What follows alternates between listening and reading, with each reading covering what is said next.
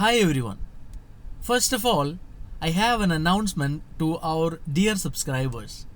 Today we are starting two video series. First one is IPO Mania and the second one is Stocks for the Budget 2023. In the series IPO Mania, you will get all the available fundamentals about the IPO companies. I think this will help you in deciding whether to apply for the IPO or not. And we will be starting the video series Stock Selection for Budget 2023 soon in this month.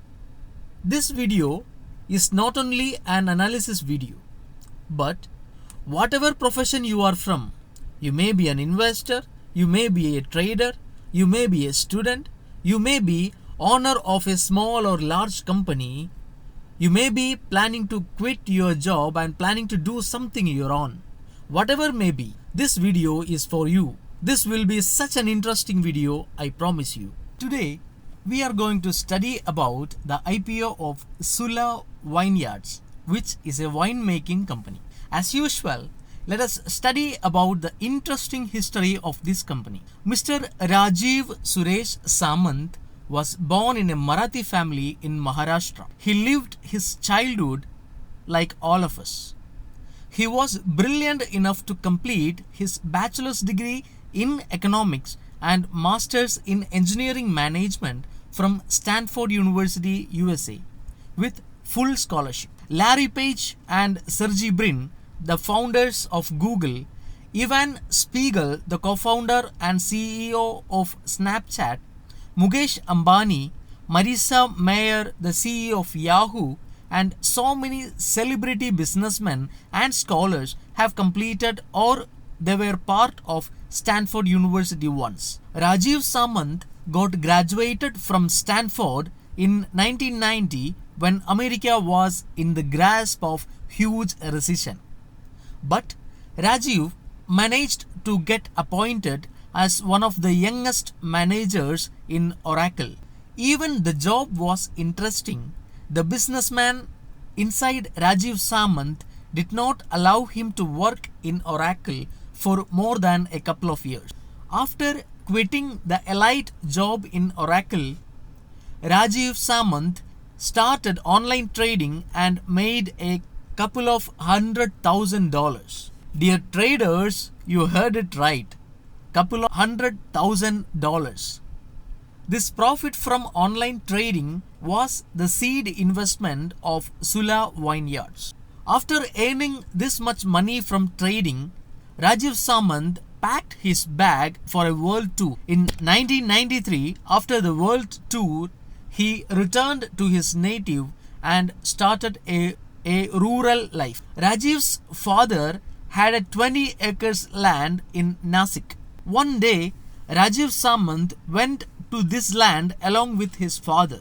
Father introduced Rajiv to a broker who was offering 40,000 rupees per acre of land. The 20-acre land has 3 sloping hills on 3 sides and a lake. Rajiv asked his father, "Are you crazy to sell this for 40,000 rupees? I will do something in this land." Rajiv's father agreed to this and told him to do whatever you want to do. Rajiv's first plan was to plant Alfonso mangoes, grow them organically and to market them as organic fruit. It was a flop show. Then Rajiv started to study about the land, soil types, local customs, how to deal with the local people, etc. In the same time, Rajiv started to plant grapes in this 20 acres. One day, the day which changed his life, his then girlfriend came from California to Nasik to visit him. She shooted a life-changing question to Rajiv. "Rajiv, are you going to make grape wine?" Rajiv Samanth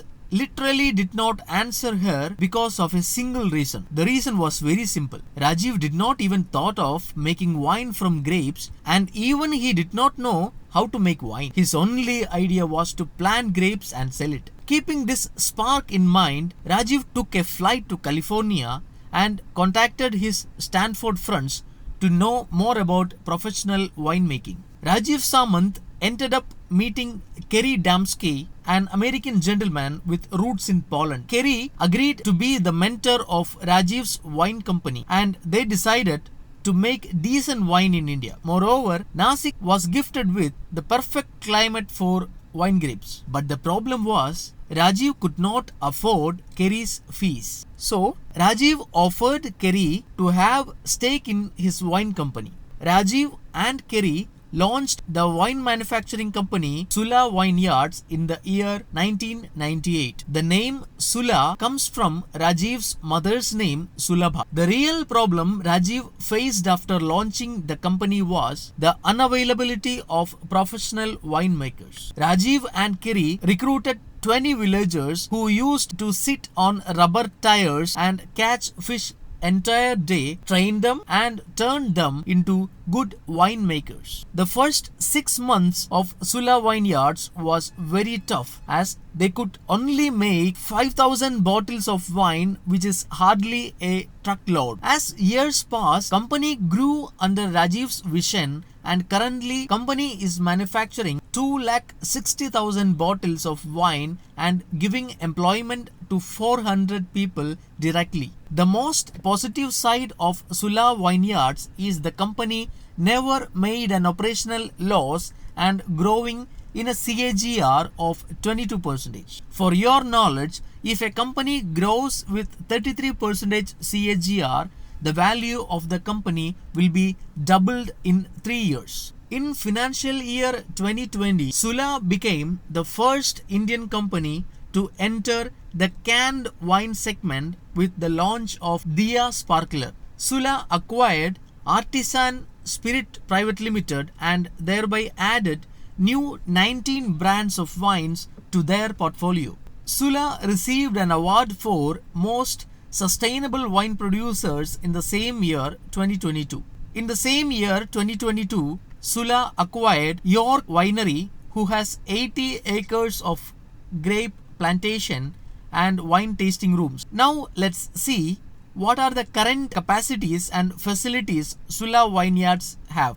Currently, Sula has 4 manufacturing units: Nasik Winery, York Winery, Domain Dindori in Nasik, and Domain Sula in Karnataka. Sula also has 2 leased wineries. They are Indian Ambience Winery and ND Wines. Sula Vineyard also stepped into vineyard tourism business with 2 resort properties. Sula is also offering vineyard weddings. At present, Sula Vineyards has a manufacturing capacity of 14.5 million liters and 9 lakhs cases of wine are getting sold. 250,000 people are visiting the vineyard tourism spots. Company has a net income of 4.6 billion Indian rupees. I hope this video will give you an insight about what Sula does and how it became to its present state. The decision of applying for the IPO rests on you, and please take a wise decision. We will meet soon with another IPO stock. Goodbye. Happy investing.